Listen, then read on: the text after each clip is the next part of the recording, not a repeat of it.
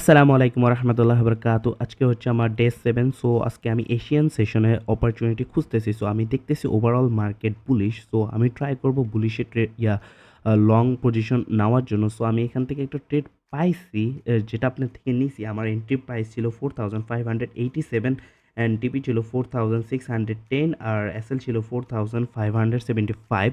So এখানের আমার লজিকটা ছিল এখানে নিচে একটা সাপোর্ট ছিল, ওটার লিকুইডিটি নিছে।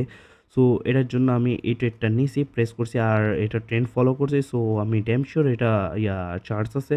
সো মানে উইন হওয়ার আছে, সো পসিবিলিটি আছে। সো দেখা যাক কি হয়।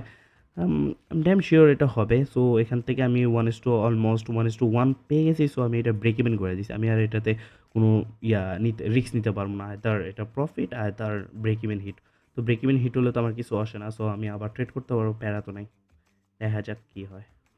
সো ভাই আপনারা দেখতে পারতেছেন ওখান থেকে মার্কেট এখন জানি না কি হয়। ইন্না লিল্লাহি ওয়া ইন্না ইলাইহি রাজিউন। দেখছেন ভাই, কি কমু ভাই মার্কেট রে এত বড় মানে রেড ক্যান্ডেল হয়েছে জাস্ট মানে কয় সেকেন্ড আপনার মানে 2 মিনিটে। তো এত বড় ক্যান্ডেল আমি জানি 600 থেকে একটা জোনে আপনার রিজেকশন দিবে, কিন্তু এত বড় রিজেকশন দিবে এটা তো আর করিনি, কিন্তু কিছু করার নাই। এটা লস হয় না, ব্রেক ইভেন হিট করে ফেলছে। হেয়ার আছে আমি স্ক্রিনশট।